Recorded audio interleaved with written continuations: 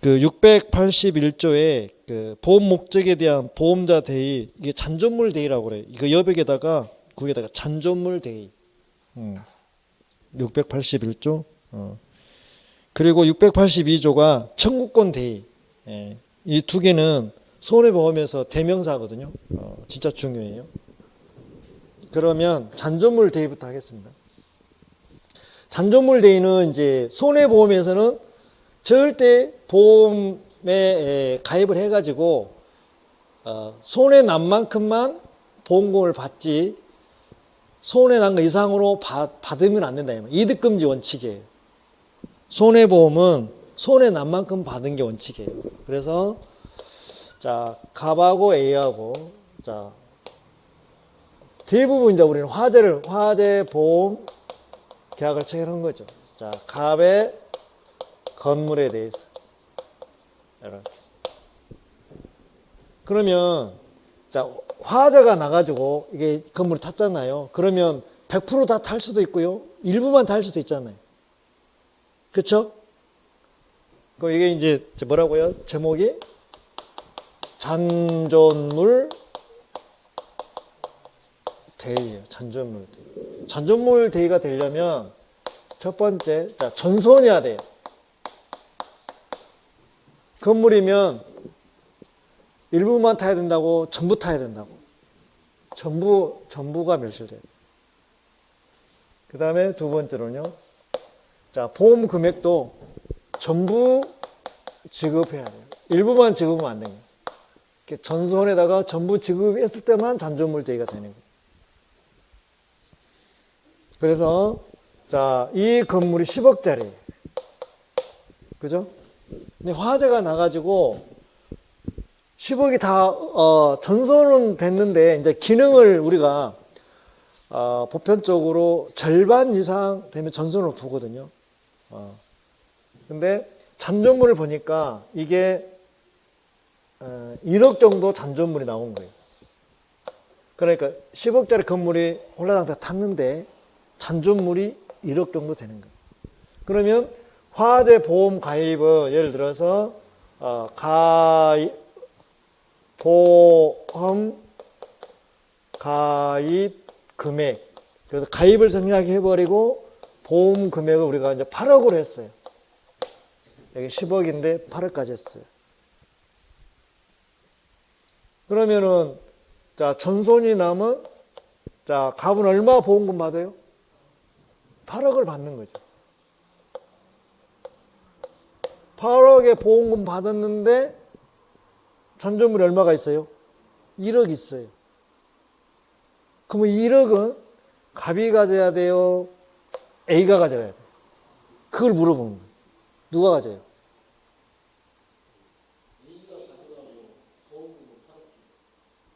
그러니까 보험자는 보험금을 8억을 지금 지급했잖아요. 건물이 전손이 났으니까. 그러면 나머지 여기에 잔존물이 있다면 갑이 가져야 돼요? A가 가져야 돼요? A가. 이게 잔존물 대의라니까요. 만약에 갑이 8억 받고 1억도 갑이 가져버리면 갑은 보험을 통해서 이익을 봐버리죠.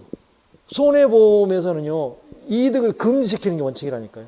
손해 난 만큼만 주는 게 원칙이에요. 이게 대전제예요. 그래서 자, 보험금을 8억을 받았다면 더 쉽게 하면은 자, 전부보험으로 해서 그냥 10억으로 해버릴게요. 더 편하게. 그럼 얼마 받았어요? 10억 받았어요. 그러니까 갑은 건물이 없어지면서 화재보험에 보험가입 10억을 했잖아요. 그럼 10억 받았어요. 근데 잔존물이 1억이 남는 거예요. 그러면 이 1억은 갑이 가지면 안 되겠죠. 누가 가져야 돼요? A가 가져야 돼요. 그래서 잔존물 대의. 그래서 잔존물 대의가 되려면 일단은 전손해야 돼요. 만약에 분손해버리면 이건 잔존물 대의 적용은 안 한다. 안 한다. 그 말. 이해되셨죠? 그 다음에 전부 지급해야 돼요. 일부만 지급하면 안 되는 거죠. 왜냐하면 지금 여기 갑의 건물이 보험 가액이라고 하거든요. 보험 가액. 이게 지금 10억이잖아요. 그쵸? 근데 10억을 받아버렸어. 그럼 1억이 남은 거는, 죄송. 10억인데 만약에 예를 들어서 5억만치만 손해가 났어요. 그쵸? 그럼 얼마는 살아있어요? 5억은 살아있죠. 그래버리면 A가 손해났으면 얼마 보험금 주는 거예요? 5억을 주겠죠. 그러면 5억 남은 거에 대해서는 A가 가져가면 돼요, 안 돼요? 안 돼요. 그러니까 이런 경우는 일부가 하면은 잔존물대가 인정이 안 되는 거예요. 보험자가 전부 줬을 때 1억을 보험자 가져가는 게 잔존물대예요. 이해되셨죠? 그래서 이제 뒤에 가서 다시 하겠지만, 우리 기본 나오면 다시 하겠지만, 잔존물 대의가, 이 잔존물이 꼭 또 A한테 득이 안 되는 경우도 있어요. 그러면, 자, 예를 들어서 그 판례에 의하면 자동차, 경유 자동차 있죠. 갤로퍼라고 있나요? 이게 한 10년 탔어요. 그럼 지금 얼마 정도 갈까? 10년짜리. 10년 지났다면? 에? 300 그렇게 많이 줘요? 한 100만 원 줄 거예요, 100만 원. 차 가격이. 10년 탔어. 근데 이 차가, 자, 자동차 보험에 들어간 거예요. 그래서 이렇게 그 계곡에서 가다가 전복이 돼가지고, 굴러가지고 아래까지 떨어졌어. 그럼 기름이 흘리면서 그 지역까지 어째요? 오염을 시켜버렸어. 그러면은, 자, 보험회사에서 이 차값에 대해서 주고 이런 잔존물 가져가려면 이놈 복구하고 차 들어 올리는데 100만 원, 차 가치가 100만 원인데. 그쵸? 그러면 예를 들어서 그러면은 이거 차라리 포기하는 게 낫잖아요. 그래서 보험자는 잔존물 대여를 꼭 해야 되는 건 아니에요. 권리에 하고 싶으면 하고 더 손해가 돼버리면 안 해도 되는 거예요. 그건 권리의 의무가 아니라. 이해되셨죠? 그러니까 예를 들어 이제 뭐 100만 원까지 매일 300기라 합시다. 그러면 장비 들여서 그럼 차 300만 원짜리인데 잔존물이 한 200 정도 된다면 200만 원 버리고 말겠어요. 다 보상해주고 장비 들여서 그 비용 해버리면 200만 들겠어요. 200 훨씬 더 들겠어요. 그러면 잔존물대 한다 안 한다? 안 한다 이러세요. 이게 잔존물대. 그 밑에가 이제 제3자에 대한 보험자 대의가 청구권 대의라고 그래요.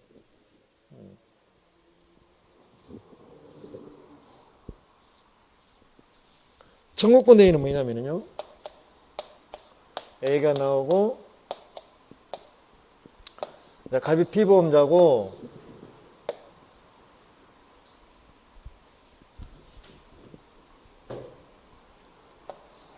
이제 보험 계약자고 피보험자잖아. 둘이 이제 당사자인데 이 사람이 자 이게 갑의 건물이라고 할게요. 건물. 화재 보험 계약. 그러니까 갑이 실수로 이거를 뭐 좀 더 임대차 할까 임대차.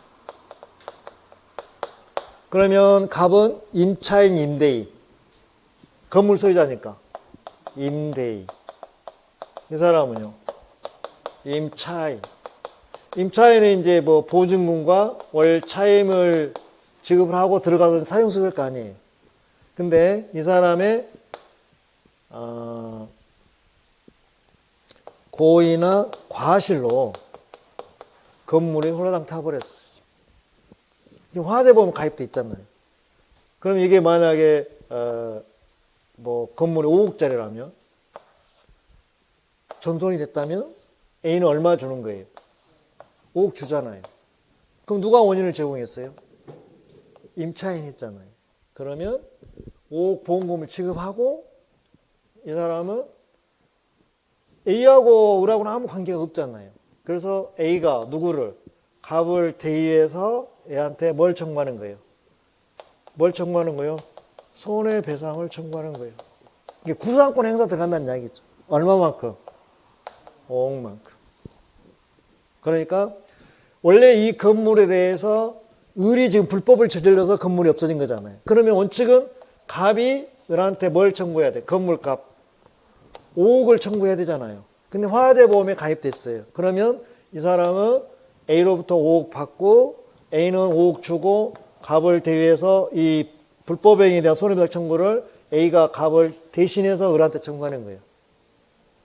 이거는 이제 되게 보면은 채권이에요. 손해배상 청구. 여기는 물건이잖아요. 잔존물 대위는 이제 물권, 소유권을 대신한다는 이야기고, 여기는 채권을 대위해서 들어간다는 이야기. 이해되셨습니까? 그러니까 여기서 뭐라고 하냐면 청구권 대위라고 그래요. 청구권 대위. 청구권 대위는 이 건물이 전부 전손이 됐든 분손이 됐든 상관이 없어요. 분손이면 그 손해 난 일부분만 보험금 주고 일부 보험금 준 만큼 대위에서 들어가겠죠. 잔존물 대위는 전손이어야 되는데 청구권 대위는 분손이어도 전손이어도 상관이 없는 거예요. 거기 나와 있죠. 근데 가족이 나와 있어요. 갑하고 을하고 가족 관계예요. 가족이 실수로 잘못해가지고 불이 확 나고 활랑 타버렸어요. 그러면 A는요, 가족이라면 청구권 대위 한다, 못 한다? 못 한다. 근데 가족인데 가족이 아들이 고의로 불질러 버렸어. 그러면 청구권 대위 한다. 실수로 저질렀어. 그럼 청구권 대위 한다, 못 한다? 못 한다. 그거 조문에 나와 있어요. 자, 그 682조 보세요. 손해가 제3자 행위로 인해서 발생한 경우에 보험금을 지급한 보험자는 그 지급한 보험금 한도 내에서 제3자에 대한 보험계약자 또는 피보험자의 권리를 대신해서 권리를 취득한다. 다만 보험자가 보상할 보험금 지급을 일부를 지급한 경우에 피보험자 권리를 침해하지 아니한 범위 내에서 그 권리를 행사할 수 있다. 그러기 1항이고요. 2항 가면 보험계약자나 피보험자의 제1항에 따른 권리가 그와 생계를 같이 하는 가족에 대한 것인 경우 보험자는 그 권리를 취득하지 한다, 취득하지 못한다. 못한다. 그 말은 대의한다, 못한다. 못한다 그 말이에요. 다만 그 손해가 그 가족의 고의로 일부러 불질렀을 때는 그로 인해서 발생한 경우에는 그러하지 아니하다. 그러니까 청구한다 그 말이에요. 이해되셨습니까? 여기가 이제 682조고요. 자, 그 앞에 이제 하다가 말았던 부분. 자, 12쪽에 보면 자, 667조에 자, 상실이익 등의 불산임이 나와 있죠. 상실이익은 직접 이익이 아니라 간접 이익을 뜻하는 거예요. 자, 12페이지 667조 간접 이익. 그러면 이런 경우 있어요. 간접 이익은 뭘로 생각하냐면 자, 내가 자동차를 몰고 가다가 자, 신호등이 없는 교차로에서 영업용 택시하고 추돌을 했어요. 그럼 교통사고는 100% 있어요, 없어요? 과실상계 되는 거잖아요. 그렇죠? 근데 그러면 영업용 차량하고 내 차하고 이렇게 추돌을 해가지고 손해가 난 만큼 서로 상계를 해주는 거잖아요. 그럼 영업용 그 택시는 차가 망가진 부분도 있을 것이고 차가 수리하는 동안에 영업을 못해서 손해난 부분도 있을 거 아니라고요. 그 보험에서는 원칙적으로는 영업을 못해서 이까지 다 손해를 해줘요. 차가 손괴된 부분에 대해서만, 차가 파손된 부분에 대해서만 보험금을 지급하는 거예요. 원칙은.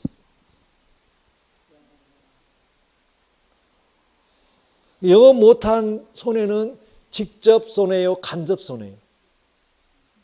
간접 손해. 그걸 간접, 상대방이 때문에 간접 이익이라고 하는 거고. 차가 파손된 거는 직접 손해. 그걸 상대방이 때문에 직접 이익이라고 하는 거예요. 그래서 보험에서는요, 직접 이익에 대해서만 보험금을 주는 걸 원칙으로 해요. 근데 특약사항으로 넣은 거죠. 간접 이익을. 특약사로 간접 손해도 보험금 지급하기로 했다 이 말이죠. 그러면 대신 보험료는 싸겠어요? 더 비싸겠어요? 그렇죠.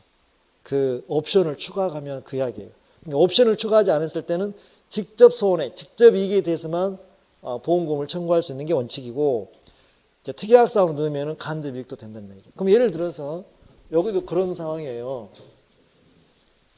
똑같은 원리인데, 자, 갑에 건물이 있어요. 이렇게. 그러면 아까 건물에서 화재가 발생했네요. 그러면 당연히 A는 얘한테 뭘 주는 거예요? 보험금을 손해 난 만큼 보험금을 지급하겠죠. 그러면 이 사람이 건물을 없어짐으로 인해서 그 동안에 제3자 을에게 임대차를 해가지고 얘한테 차임 월 차임을 받을 거 아니에요. 그럼 건물이 없어짐으로 인해서 건물 가격만 받지 이 사람한테 차임 받을 수 있는 간접 이익까지 받는다 못 받는다 원칙은 못 받는다 그 말이에요. 그러니까 이게 차임 받는 거는 건물이 있음으로써 세를 놔가지고 이 차임을 받을 수 있는 기회가 날아가 버린 거예요. 건물이 없어져 버리면. 그러니까 건물 가액에 대해서만 보험금을 받는 걸 원칙으로 하고 이 사람이 세를 못 놔서 차임 못 받는 거 그 손해는 직접 손해, 간접 손해. 간접 손해. 간접 손해는 원칙은 넣는다, 안 넣는다? 안 넣는다 그 말이에요. 근데 특약하면 넣는다. 여기는 특약상이 아니잖아요. 예, 원칙만 물어보는 겁니다. 그 말이에요. 그래서 보험사고로 인해서 상실된 피보험자가 얻은 이익이나 보수는 당사자 간에 다른 약정이 없으면 특약이 없으면 보험자가 보상할 손해액에 산입한다 아니한다 아니한다. 그 다음에 보험 계약의 목적으로 피보험 이익이라고 그래요. 피보험 이익이 뭐냐면 갑이 건물이 없어짐으로 인해서 지금 건물 10억짜리면 얼마가 지금 날아간 거예요? 10억이 날아간 거잖아요. 10억이 날아갔기 때문에 이 사람은 10억만큼 보험자한테 뭘 청구할 수 있어요? 보험금 달라고 청구할 수 있죠. 이 건물 가치만큼 보험금을 청구하는 게 피보험 이익이라고 그래요. 경제적 가치를 이야기하는 거예요. 이게 보험 계약의 목적은 이 건물의 가치를 경제적으로 돈으로 이 건물의 뭐를요? 가치를 이 돈으로 뭐 한 거? 환산한 것이 피보험 이익이라고 그래요. 이게 피보험 이익은 궁극적으로 피보험자가 보험자한테 청구할 수 있는 금액이 피보험 이익이에요. 그럼 건물의 물건의 가치를 돈으로 환산한 금액이 피보험 이익이에요. 그게 보험 계약의 목적이라고 해요. 보험의 목적은 객체 대상을 이야기하는 거고 보험 계약의 목적은 피보험 이익을 이야기하는 거예요. 그러니까 돈으로 환산하는 그 물건을 돈으로 환산할 수 있는 금액이 피보험 이익이라고 그래요. 피보험 이익은 피보험자가 보험자한테 달라고 할 수 있는, 청구할 수 있는 돈이 피보험 이익이에요. 그 다음에 이제 초과보험 있잖아요. 초과보험, 뭐 중복보험, 뭐 일부보험, 쪼로 세 개가 나오는데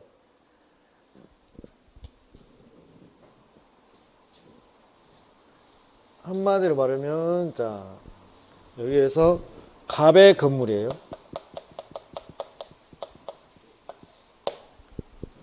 갑의 건물이 10억이에요. 그러면 이게 건물 가액이 피보험료이 10억이잖아요. 그러면 화재보험 계약도 얼마로 하라고? 최고 한도가 10억으로 하라 이 말이에요. 여기는 10억인데 여기는 만약에 20억으로 했어요. 그러면 이 사람은요, 건물 가격은 10억인데 보험 가입 금액 20으로 했다면 어찌그 해서든지 이 건물에 불 질러요, 안 질러요? 질러요, 안 질러요? 지가 직접 질르면 탈라니까 누구 시켜서 꾸며가지고 불 질러러 갈 거 아니라고. 그거 타가지고 질른 놈한테 얼마 3억 주고. 그래서 이 보험 가액하고 보험 금액하고 이하로 가는 효과가 있어요. 초과가 돼버리면 10억보다 20억이 크죠. 이걸 초과보험이라고 그래요. 초과보험을 인정해버리면 어떤 경우나 보험사고 꼭 내더라 이 말이죠. 누구를 시켜서 지가 직접 하든지 누구를 시켜서 하든지. 그러면 이렇게 해버리면 보험이라는 어떤 좋은 취지가 어긋나잖아요. 그래서 절대적으로 초과보험은 금지하고 있어요. 처음부터 초과보험 한 거는 그건 무효예요. 효력이 없어요. 근데 그런 경우 있잖아요, 또. 이 건물 가격이 원래는 10억짜리였는데 이 지역이 대기업이 딱 진입하게 된 거예요. 그럼 이 건물이 어째요? 사람이 많이 늘어나면 가치가 올라가죠. 부동산 경기에 의해서 원래 10억짜리가 뭐 20억까지 갈 수도 있잖아요. 그렇죠? 그러니까 이제 그건 나중에 문제고 항상 그 기준은 보험계약 체결할 때를 기준으로 보는 거예요. 이 가액하고 보험 금액하고. 그래서 이것보다 초과된 건 무조건 무효. 초과보험. 그 다음에 그 중복보험이 나와 있죠. 672조에. 중복보험은 보험계약이 2개 이상이란 이야기예요. 그쵸? 그러면 다 여기 봅시다. 보험이 건물은 얼마짜리예요?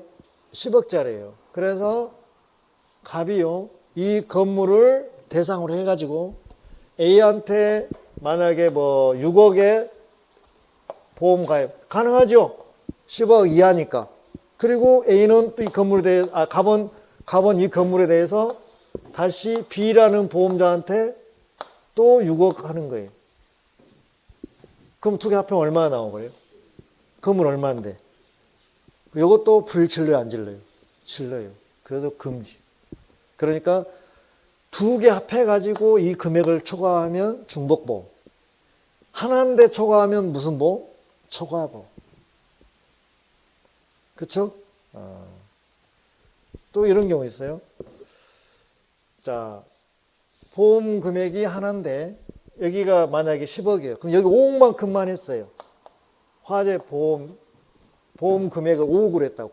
그럼 이거는 10억이고 이건 5억이죠. 이거는 불질릴 일이 있어요, 없어요?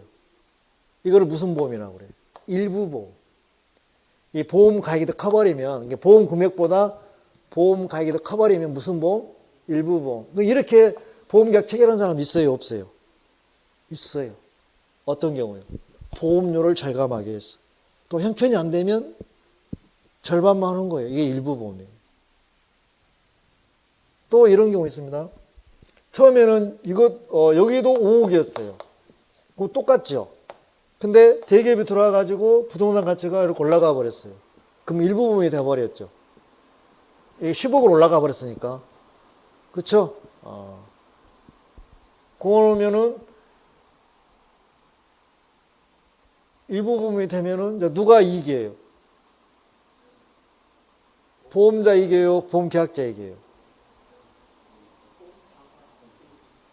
보험자가 이익입니까? 그러겠죠. 그러면은 가만히 있겠어요? 이걸 올리자고 할 거예요. 올리자고 하죠. 그럼 대신 A는 갑한테 뭘 더 내라? 보험료를 증액해 달라고 청구할 거 아니에요. 청구해서 이렇게 일치시키면 되는 거예요. 그럼 다시 정리할게요. 자, 여기는 보험 가입 금액. 자, 이거는요, 이 건물 피보험자는 보험 가액, 이렇게. 그래서 두 개가 일치한 걸 우리는 전부보험이라고 그래요. 무슨 보험이요? 전부보험. 자, 이것이 커버리면 무슨 보험? 초과보험. 이것이 커버리면 무슨 보험? 일부보험. 이렇게 하면 무슨 보험? 같으면 무슨 보험? 전부보험. 이게 더 커버리면 초과보험.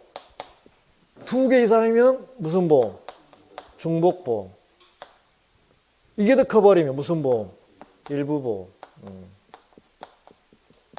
그래서 법에서는요, 전부보험도 허용을 하고요, 일부보험도 허용해요. 그러나 초과나 중복보험은 고의로 보험사고를 내니까 허용한다, 금지한다.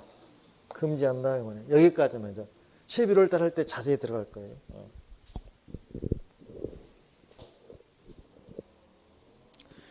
그 다음에 자 671조에 보면 미평가 보험이라 나와 있죠. 미평가 보험은 손해가 얼마 날지 모르니 미리서 평가한다 안 한다? 안 한다. 사고가 났을 때 사고 발생 당시 그때 그곳에서 가액을 보험 가액으로 한다 이 말이에요. 이게 미평가예요. 그래서 사발가라 부르네요. 사발가. 미평가의 반대가 뭔 평가? 기평가. 그래서 원칙은 손해보험은 원칙은 미평가를 하고 예외적으로 기평가로 가요. 그거는 보험 계약자하고 보험자하고 피보험 다투지 않으려고 미리서 금액을 정하는 거죠. 그래서 기평가는 두 개가 있어요. 협정가액하고 신품가액하고 두 개가 있는 거죠. 그래서 기평가 보면 당사자 간의 보험 가액을 정한 때에는 그 가액은 사고 발생 시 가액을 정한 것으로 추정한다. 그러나 그 가액이 사고 발생 시 가액을 현저하게 초과할 때는 사고 발생 시 가액을 보험가액으로 한다 이 말이에요.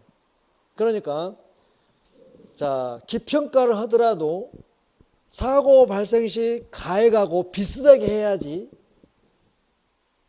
사고 발생 시 가액보다 훨씬 더 높게 기평가를 했다면 그 기평가는 그들 인정이 아니라 사고 발생 가액으로 다운시키겠다 그런 말이에요. 이해되셨습니까? 그러니까 기평가로 하더라도 미평가의 수준에 맞게끔 기평가를 해야지 금액을 훨씬 초과해서 기평가를 해놓으면 그 효력을 인정하지 않겠다 그런 뜻이에요. 그건 미평가로 돌려버리겠다. 현저히 초과하면 단순히 조금 초과한 건 상관이 없지만 현저히 초과하면 미평가로 다시 전환시켜버린 거예요. 왜? 모든 원칙은 뭔 평가가 원칙이니까. 미평가가 원칙이니까.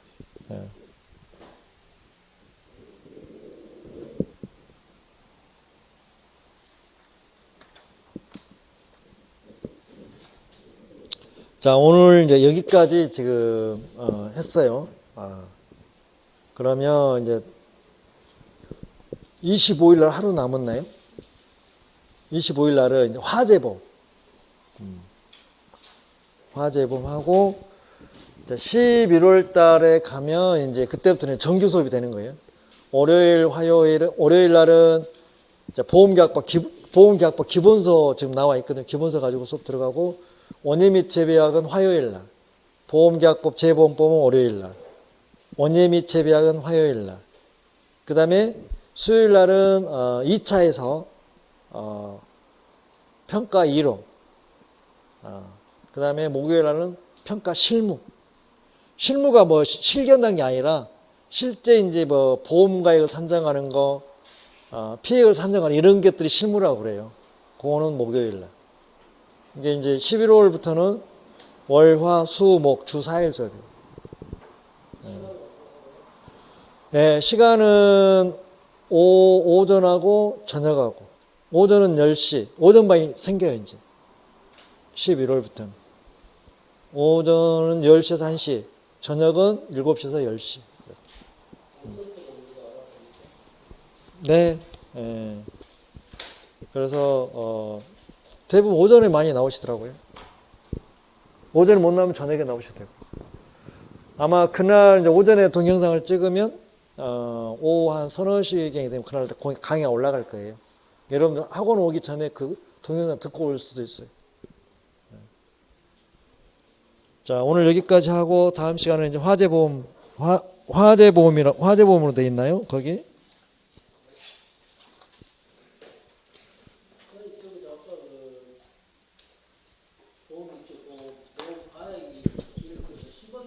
네, 10억이요. 5억을 내이 보험자에다가 넣고 또 5억을 또 보험자에다 넣었을 때는 그 5억 똑같으면 전부보험이 그걸 허용해요. 전부보험으로 똑같죠. 전부보험으로. 같으니까. 그건 상관이 없어요. 에이, 세 군데에도 금액이 여기 금액하고 똑같으면 상관이 불 안 질러요. 허용해요, 그거는. 초과가 되면 문제가 되는 거예요. 그렇죠. 초과가 되어버리면 중복보. 2개 이상이 돼요. 초과되면 중복보. 하나인데 초과되면 초과보. 그래서 초과보험이나 중복보험은 보험계약법에서 금지하고 있어요. 못하게. 불질러 버리니까. 자, 수고하셨습니다.